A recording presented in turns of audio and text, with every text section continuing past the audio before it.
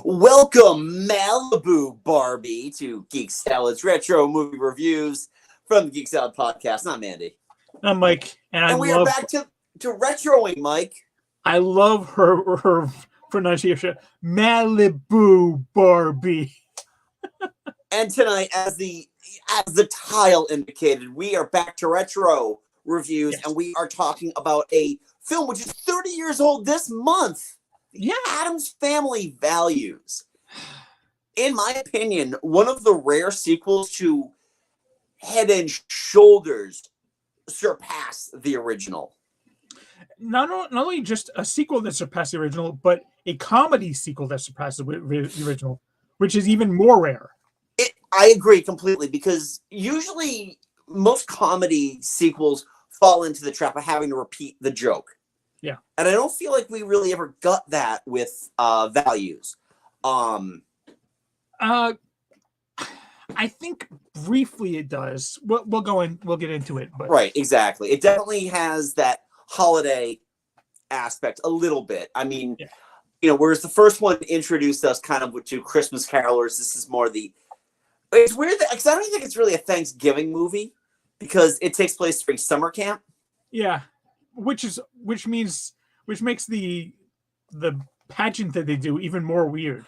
I think why the pageant works so well is because it allows all the privileged, pretty white kids to get to be the noble settlers, and all of the other outcasts have to be the native savages. Yeah, they have to kowtow to the white people because they're obviously better and more civilized than us. Exactly. And that's part of what I love about this movie, is just really how on the nose the comedy is with this, and how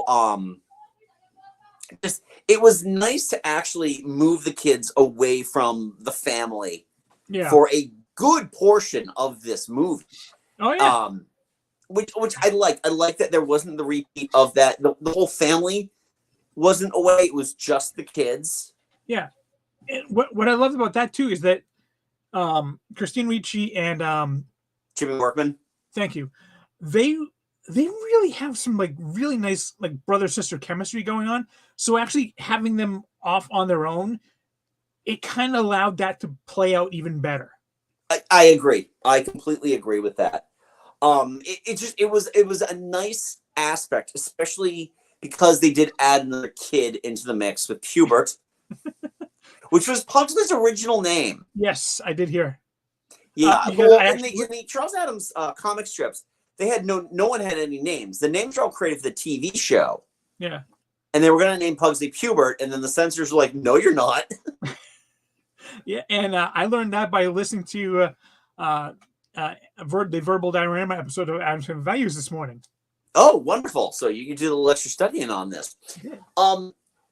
Honestly, I mean, really, I think my only complaint, and it's not really a complaint more than this again, is the reliance of having to have the primary plot be shouldered by Fester. This is the second movie in a row where that kind of happens. Christopher Lloyd's Fester has never been my favorite. I don't dislike what he does, but I feel like in the late 80s, early 90s, there's kind of like, if there is such a thing, a Fester mania in terms of, I mean, there was an NES game that was focused solely on Fester. I mean, he looked like a dildo holding on to a horizontal dildo throughout the entire game. But because if you go back to the original series, Fester is, well, first off, Fester is actually Morticia's brother, not Gomez's brother. But in the original series, he was just like kind of a goofy side character that popped up, do something wacky, and then go away. And I think that's where his strength lies. Yeah. I mean, as much as I love Christopher Lloyd and I love him as Uncle Fester, he, compared to like when you've got Raul Julia as Gomez and Angelica Houston as Morticia. Yeah. When you're standing up against that, that's a very big shadow to be standing in. Exactly. And it's not like he doesn't try, Yeah. but it is, I mean, it really is, when it's not the kids show, it's the Gomez and Morticia show. Yeah. And it is glorious watching Yes. them. They are honestly one of my favorite on-screen couples. Oh yeah, absolutely. They are so good. And we've talked about this. I mean, we've had this conversation before. Just the chemistry between the two. Yeah. It's just it's lightning in a bottle chemistry. Oh, yeah. You don't get that. You never. I mean, you really. I mean, outside of maybe when John Astin and Carolyn Jones were playing them originally, that was good chemistry. But for the most part, as we move forward into like the TV remakes, the other movie that the Tim Curry, Daryl Hannah movie. Yeah. Which technically it is a sequel because I think Carol Spenny, is that the guy's name? The guy who played Lurch. Oh, Carol Yeah. He might be Lurch. He did play Lurch in the Tim Curry movie. Okay. So they're all connected, just kind of like Pat Hingle and Alfred Goff in the Batman movies. Right. Okay. Yeah. And yeah, I mean, for me, like probably the weakest part of this movie was from the wedding until when Debbie blows up the house. That part, when it's focusing on Debbie keeping Fester away from them, I'm like, all right, this is just kind of a rehash of the first movie. It is. It really is. But oh my God, Joan Cusack, it may be one of the most underrated comedic actresses of really ever. But let's just stick with the 90s, just because that's when this movie came out. She is amazing in this movie. She steals every scene, no matter how ridiculous the scenarios are. Even like when she's got like a very small role in High Fidelity, she nails it out of the park in that one too. Yeah. I mean, she just walks in, hey Rob, you asshole. Yeah. It's an interesting thing to bring a new character in who quite literally just steals the show. Yeah, I mean, every scene she is in, she's fantastic. I love it when she's just, because you definitely know she's not on the up and up. They don't really treat her like she's on the up and up, and they reveal very, very quickly in the movie that she is in fact a serial killer. This movie, it really, I mean, because the kids get kicked off the summer camp within the first 20 minutes of the movie. Yeah, it's a very fast-paced movie until the wedding, and then it kind of grinds down to a bit. It does slow down a little bit, but it's we still can't figure out why she would have blown up the house in the first place, because she got what she wanted. Yeah. Why blow up the house unless it was just a way to get Fester, to kill Fester? She can't kill him with anything else. Yeah, I think that was it. Cannot kill him with conventional weapons. But yeah, I mean, going back to Gomez and Morticia, the lighting effect that they used, which honestly is not as noticeable on older versions of the movie, but yeah, the upgrade to high definition, the focus light right on her eyes. There are several. One of those shots, the shot that she's on the gurney at the very beginning, she was actually sitting up against a wall, so they could do that. And so they could keep the same kind of pose of her, right? And I especially noticed it when they're when they actually go to confront Debbie in the mansion, and she's talking to Debbie, and whenever it shows Morticia, she's just got that little light right there. Yep, it's just fantastic. Yeah, it's a really great character effect that you don't, unless somebody points it out. Yeah, you don't notice it, which is. But the movie's 30 years old now. We all noticed it. But speaking of HD, though, it's not a great for the rest of the movie. Thing is hard to watch now, mainly because of the nature of the the green screen effects that they were using back then. Yeah, when it's like kind of a close up of thing walking, Yeah. it's fine. When like he's like on the roller skate doing all the tricks and all that, like, oh wow, yeah, you can totally see the green screen in there. You can totally see the digital insert of the background. Yeah. Yeah, and when like Debbie's in the car, like sitting there, and then the house explodes right Yeah. beside her, I'm like, she is clearly nowhere near the explosion. That's the green screen right there. Yep. You can tell. Yeah. I mean, there's a lot. I mean, the driving, the stuff with the driving is just typical, Bond. That's Bond driving right there. That's 60s Bond driving. Yeah. But yeah, it's and some of the makeup effects don't work as well. I gotta tell you though, this movie is a treasure trove of people who were just about to break out. Yes.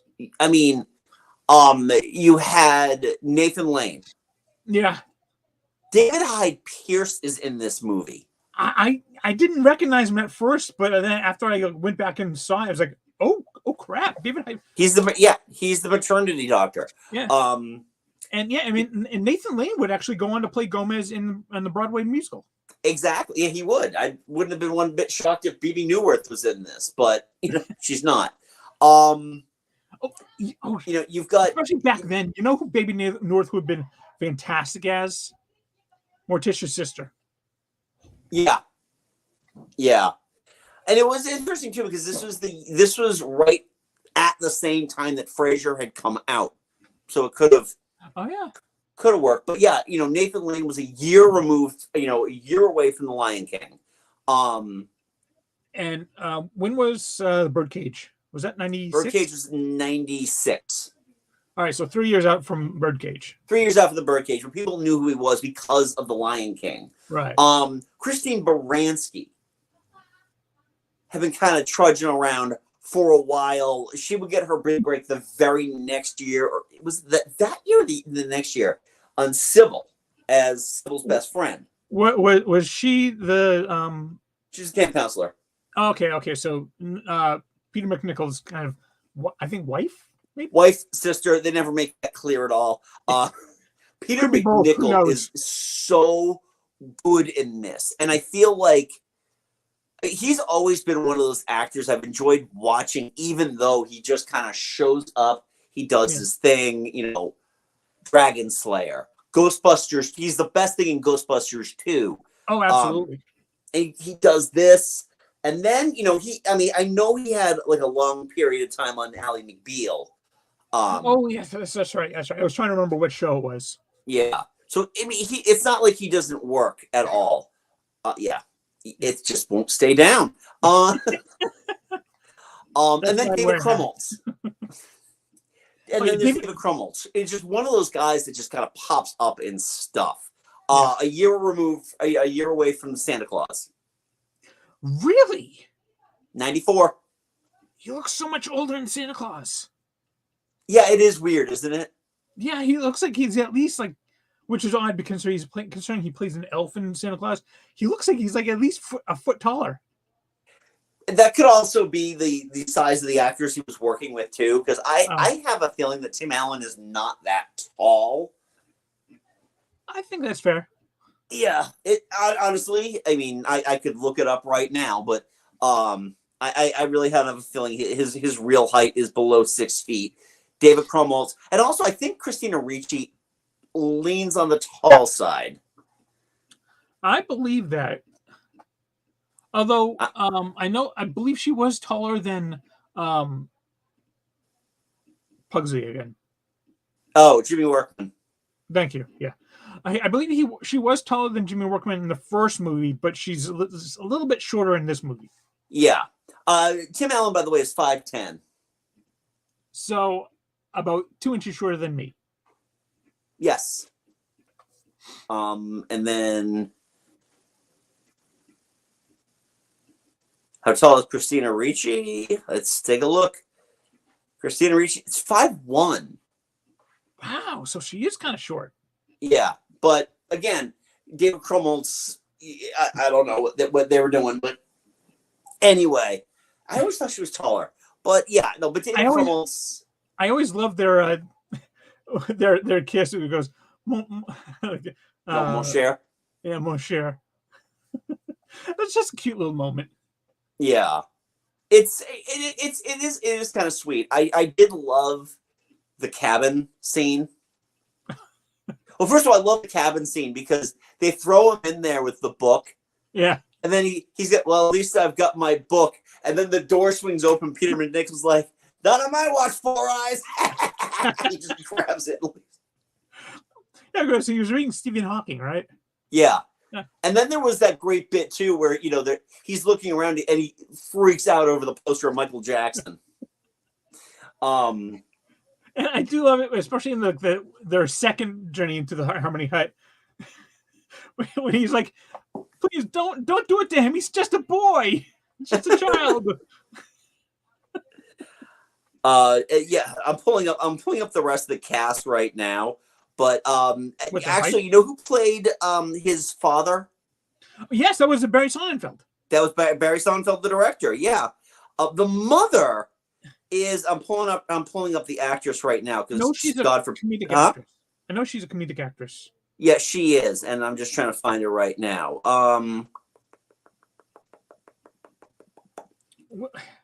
What's all right? Looking for the other Glickner.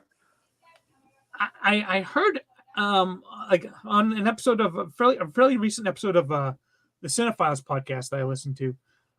They covered Men in Black, and they had a really interesting comment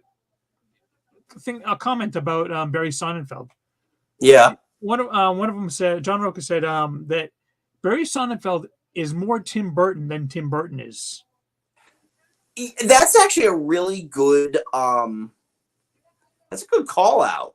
Yeah, I thought it was a fantastic little aside there. Yeah. Oh, okay. Let's see. All right, it wasn't it was the mother of what's her name? Amanda. Oh, so yeah. Harriet Harris is a comedic actress. She was BB on Frasier. Oh. So yeah, Frasier's agent. And one of the one of the funniest performances on that great show. Sam McMurray was her dad. And Mercedes McNabb, who plays Amanda. So first of all, this is her second appearance in an Addams Family movie. She played the Girl Scout in the first movie. Yeah. And in my mind, I'm like, it's the same character. It is, yeah. Same universe, same character. But there are two great scenes. There's that first scene when they're doing the swimming lesson, the life-saving lesson, and she's like, "I'll play the victim all your life." Dude, the comments that Wednesday just keeps jabbing at her with are just brilliant.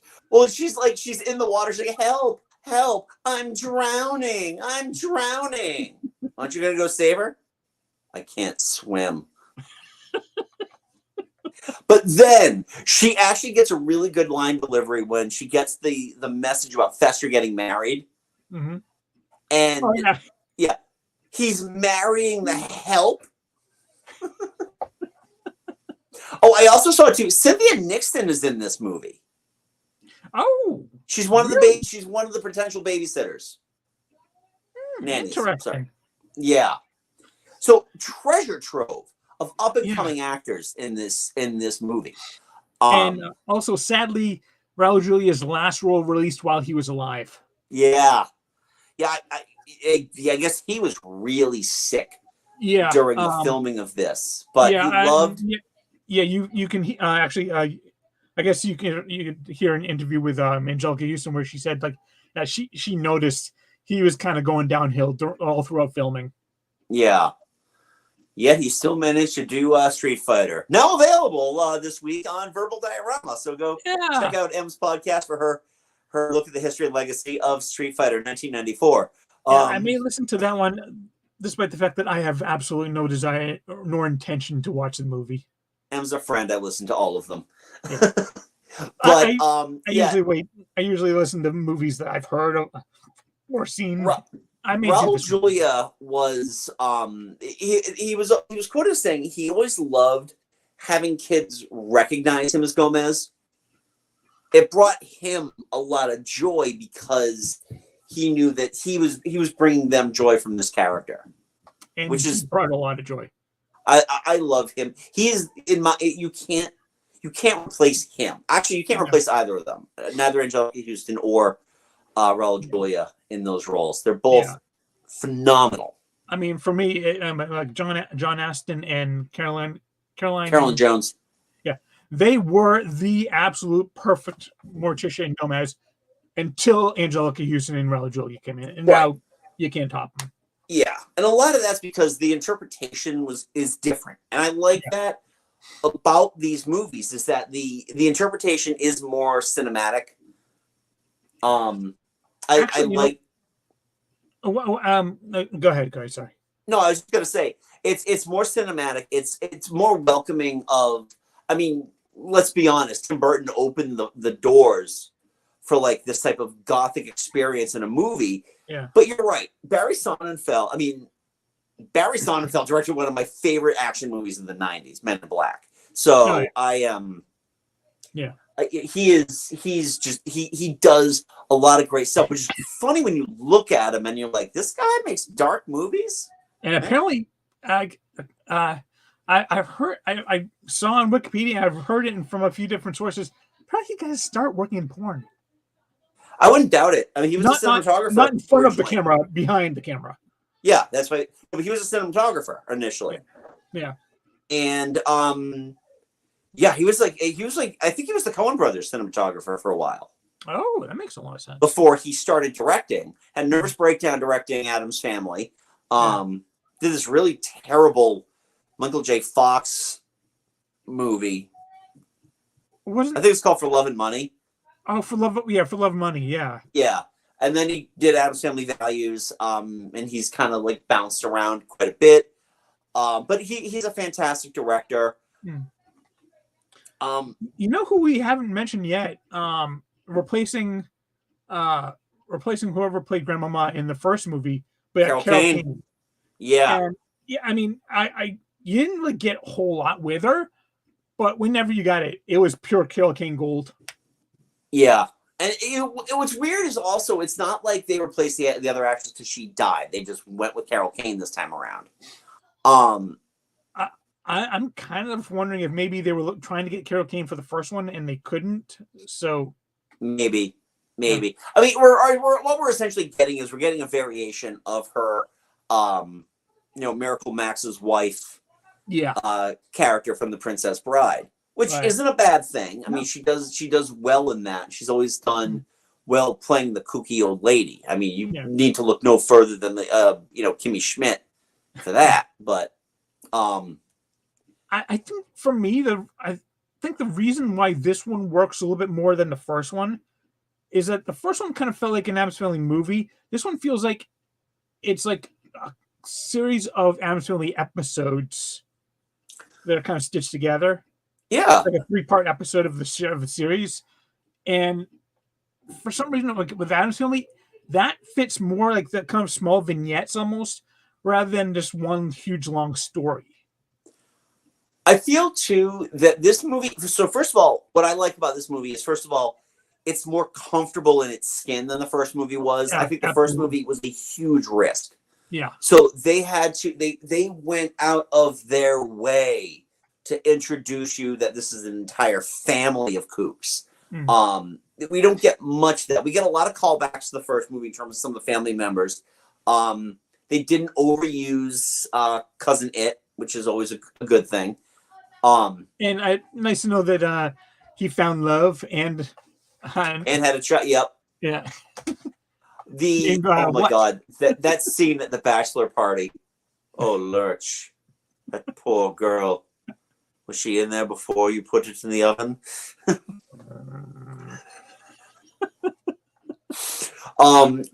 It was such a great bit. What was that? I also love with Lurch when Wednesday and Pugsley drop Pubert and the bowling ball off, and Gomez catches Pubert, and Lurch is just down there.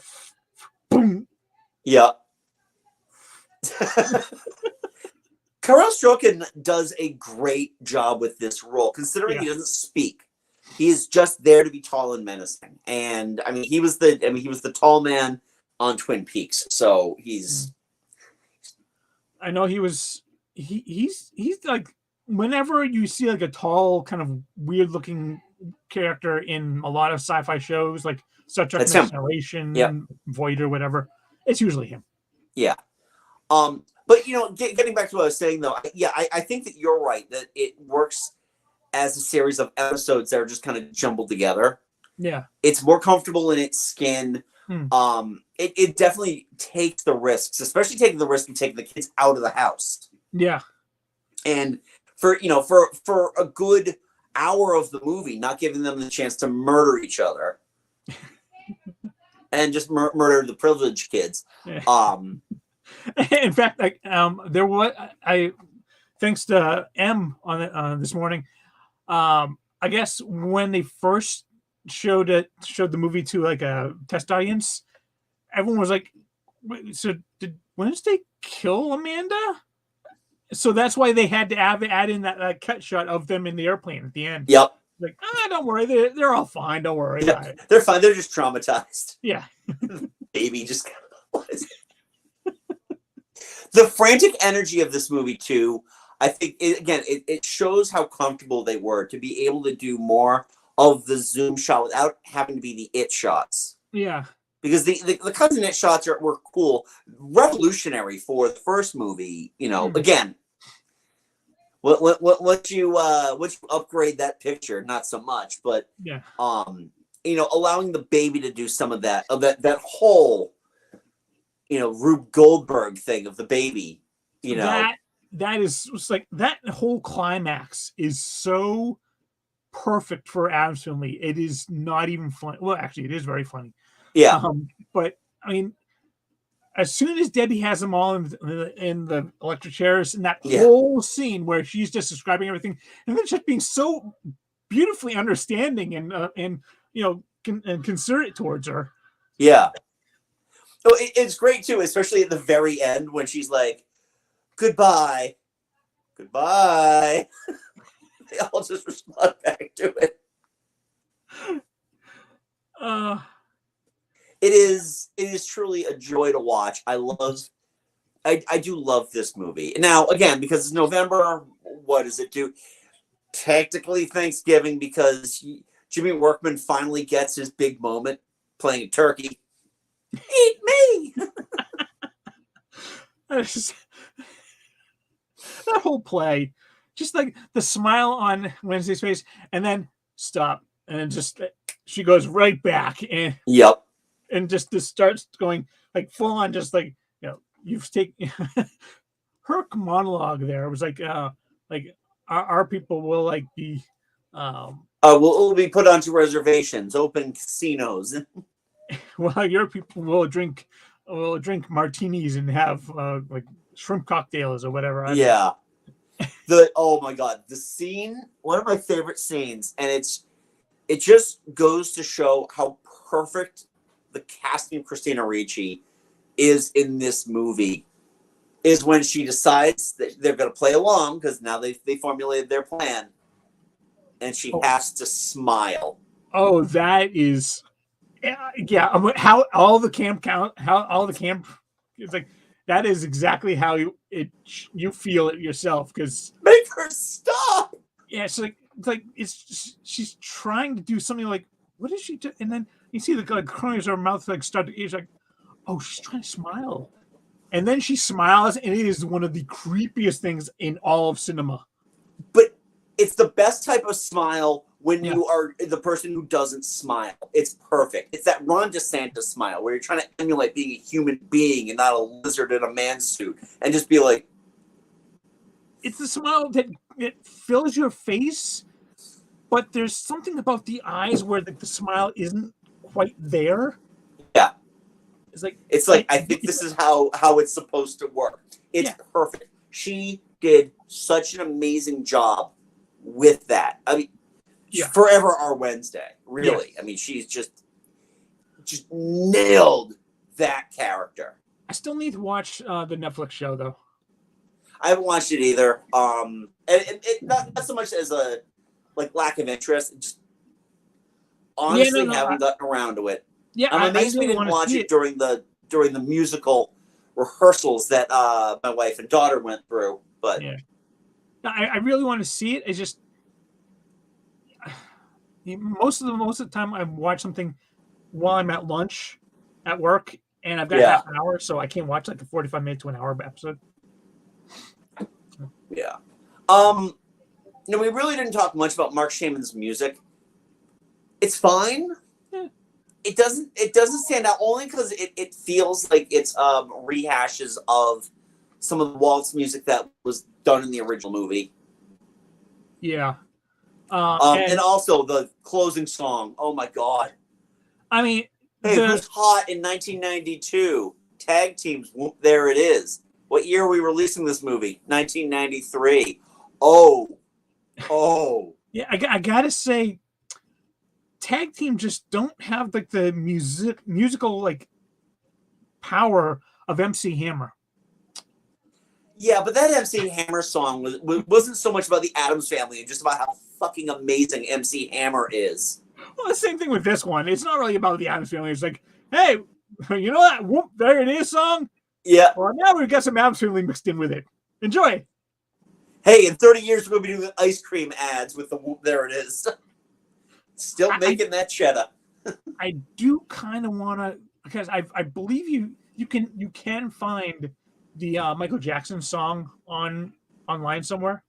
Yeah. I haven't heard it yet, and I guess the music video for it became his Ghosts movie thing. Okay. I haven't. Never the biggest Michael Jackson fan, so it's not something I will actively go out for. I'll look for that Radiohead song that they did for Bond, but I won't go look for the Michael Jackson Addams Family Values song. He also did the Free Willy song, by the way. Speaking of 1993. So you don't go for that? No can do, huh? No. Stay away from me, Oates. We are in the worst timeline. So anyway, so last question for you before we wrap. We usually start our conversation with this, but when was the first time you actually saw Addams Family Values? Fairly certain we probably saw it on like TV, like because we certainly didn't go to the movies with it. This was kind of around the time when my parents actually allowed us to go to movies again, but this was not one of them. And I think I might have seen this one before I saw the first Addams Family. Oh, okay. I didn't see this in the theater either. In fact, I know I saw it on VHS. I don't remember exactly how long. Oops. Sorry, that was me. That's okay. I don't remember exactly how long in between when it was released and when I finally got to watch it. I know I didn't see it in the theater, which is kind of a shame that this movie didn't do well. No, the first one made like 140 or something million on a $30 million budget. Yeah, looked up the budget and only made like 111 worldwide. It wasn't a huge hit, which is just it. I mean, this was a packed fall. I mean, especially when you go back and you look at the movies that are being released, like in the interim. But then again, Nightmare Before Christmas, released a few weeks before this, was not a hit. No. But Mrs. Doubtfire, I think was released 30 years ago today or this week. That was a huge hit. That would have taken away a lot of that stuff. You're starting. Yeah, Mrs. Doubtfire came out.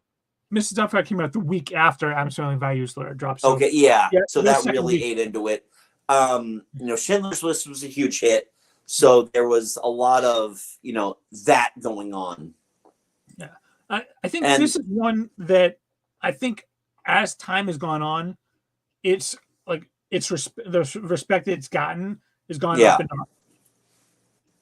I know on Rotten Tomatoes, the first one's got like a maybe 60, mid 60s rating. Yeah. And this one's got like 75.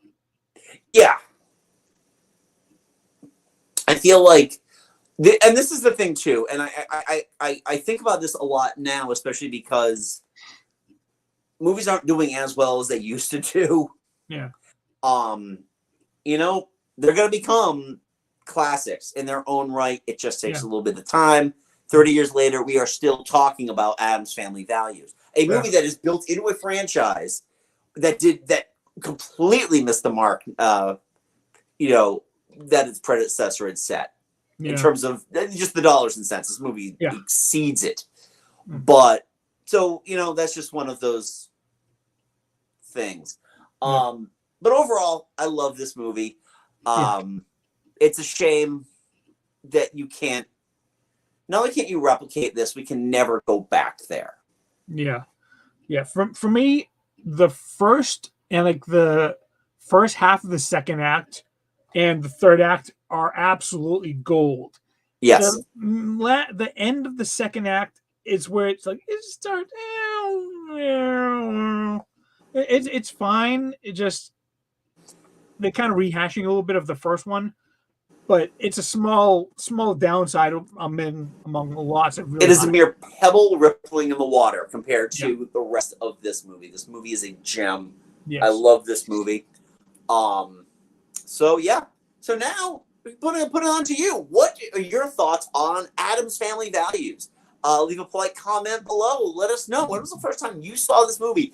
Did you actually see this in the movie theater? I swear we won't call you a liar if you said you did. So anyway, don't forget, give this video a big thumbs up. It helps us in the algorithm, as well as subscribing to Geek Salad here on YouTube. Mike and I also host a little podcast called Geek Salad. You can check that out wherever you get podcasts. So that is Spotify, Google Podcasts, iTunes. We are there, as well as the audio showing up here as well. You can also follow us on the socials, Geek Salad Podcast on Facebook and Geek Salad Radio at Twixter, Blue Sky, and Threads. So you follow us all there, and we should, assuming, have part 1.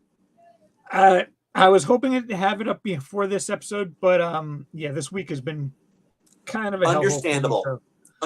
We are still kind of on our slow trickle of output on the podcast end between Mike's work, my theater. By this weekend, okay. I'm not going to hold you to that, but that's okay because I'm forgiving. But between my theater, Mike's work, and the fact that my computer shit the bed, so Mike's been doing all the heavy lifting here.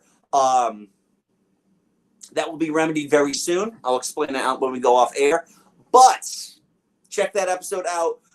It is our look back at the part 1 of our look back at the movies of 1993 with the aforementioned M from Verbal Diorama as part of our annual tradition.